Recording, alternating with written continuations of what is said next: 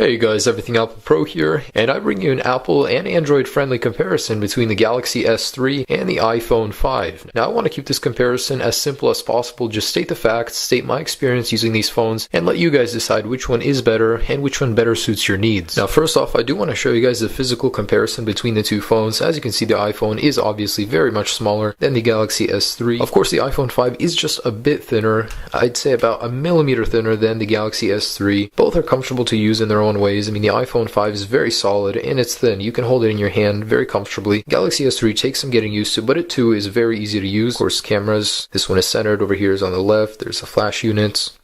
On the bottom, here's a dock connector, and the 3.5mm headphone jack on the Galaxy S3 is on the top, while it was now moved on the iPhone to the bottom. Of course, on the left side here are the volume buttons, and there's a rocker, which basically turns off all sound on your phone, and over here is the SIM card tray, while the power button on the Galaxy S3 is on the left. Besides the headphone jack, there's nothing else on top. Now, of course, the first thing you will notice picking up these phones is that the display on the Galaxy S3 is just monstrous. It's huge, 4.8 inches diagonally, whereas the iPhone 5 is 4 inches diagonally, and it just towers over the iPhone 5. The resolution is 720p, which is a full HD screen. While the iPhone 5 isn't quite there, the resolution is just a bit lower. You will notice that things are sharp, and that's because the pixels are slightly more concentrated on a smaller display, meaning things will look just a bit sharper. You guys will notice that the iPhone 5 has better color saturation than the Galaxy S3, and that's because Apple has improved the Retina display. It now features even better color saturation and supports more colors, and the LCD and digitizer are now one, so there's less glass separating you from that beautiful display. On the Galaxy S3, it does have a Super AMOLED display, which means you get amazing dark colors, so blacks will really look black, and the darker the image, the better it looks. Now, if you guys are looking for build quality, the iPhone wins hands down. It's not an opinion, it's a fact. It's made of aluminum, it's made of glass. There is no plastic on this phone whatsoever. The Galaxy S3, however, is made entirely by plastic, and surprisingly, it even weighs heavier than the iPhone, which is aluminum and glass. It's 133 grams, while the iPhone 5 is 112, and it's just so light compared to the old iPhone.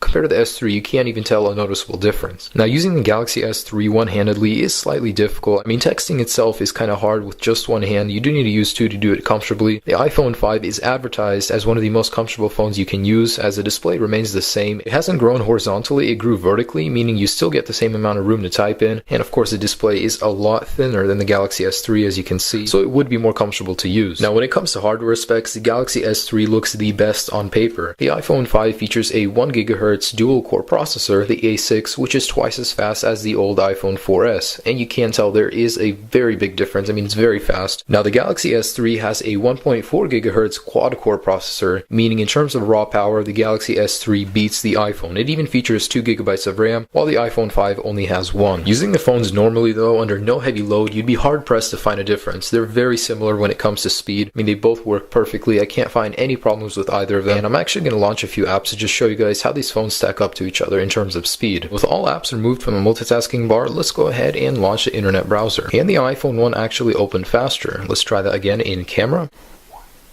Once again, the iPhone camera is open faster than the Galaxy S3. Let's go ahead and launch a couple web pages to see which load faster. Yes, these phones both are running on the same Wi-Fi network, so let's go ahead and go to Apple's official website at the same time.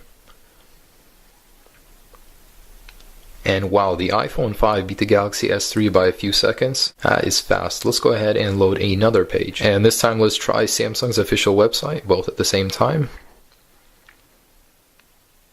And the iPhone loads pictures already faster before the Samsung. As you can see, it loaded much faster. There's a huge difference in the internet browser between the iPhone and the Samsung Galaxy S3. And that just shows you guys hardware specs aren't everything. The actual usability of the phone actually determines whether or not it's better. And I'm not saying which one is better, I'm just saying hardware is not everything. Now, the Galaxy S3 dominates in battery life. It gets 11 hours over the 8 of the iPhone 5, meaning that's a 3-hour increase. And for the couple of weeks that I've had the Galaxy S3, the battery has been outstanding. I could easily go 2 days on it. And the iPhone 5 battery is still very good, just not as good as the Galaxy S3, especially under heavy usage. Now let's talk about what each phone can do that the other doesn't. Of course, both feature 4G LTE connectivity, but the Samsung Galaxy S3 has NFC, near field communication, which is very useful on the phone. I really don't know why Apple didn't include that in the iPhone 5. The S3 does simultaneous talk and data on Verizon where the iPhone doesn't. The battery on the S3 is removable, and the storage is upgradable, which means you don't have to pay upfront more for extra gigabytes on the S3. There's numerous software enhancements such as the Palm Touch touch, smart alert, turn over to mute, shake to update, and tilt to zoom that set the S3 far apart from the iPhone in terms of software. Now the one part where the iPhone 5 excels is the fact that it has such amazing support. Apple does a really good job when rolling out updates, as it updates all devices at the same time. For the Galaxy S3, each carrier has to decide which update to roll out. Jelly Bean is an amazing software, however the S3 is still deprived of this better battery life, better speed, better everything enhancing software update just because the support is not as good as the iPhone. And there's apps in the Play Store that don't even support the S3 because of the wide ecosystem of Android phones that it does take a while to get to the Galaxy S3 and other new Android phones. So definitely the iPhone 5 has an advantage in terms of support over the Galaxy S3. And I did save my favorite for last. The cameras on both phones are great. I do have to say I like them both. However, for me, the iPhone 5 camera performs better in low light, and the image stabilization is by far better than the Galaxy S3. I mean, you can really be shaking, and the image stabilization is so good that you won't detect any of that in your video. And I will be putting up comparisons very soon in a separate video. I do want to go in depth in that, but in this video, for the sake of time, I will say that the low light and image stabilization on the iPhone 5 is better than the S3. And I have noticed that the Galaxy S3 colors in its video are a little bit more realistic than the iPhone 5. Both are great, however. Now, what it all comes down to is personal preference. Do you want the elegant and refined iPhone 5 or the powerful and huge Galaxy S3? It really is up to you. I just wanted to show you guys this video, a comparison between the two, to give you guys a basic idea of what you're up against if you're in the market for a new phone. I do hope this video helped you decide, maybe give you a little insight which phone is a little more for you. If you could, please like and favorite. It does help me tremendously. If you have any questions or comments about this video, please leave them down below. I do like to read those. And if you guys would subscribe, I will have so much more iOS 6 and iPhone 5 videos out in the future. So once again, I do hope you guys enjoyed this comparison. Have a great day. Peace.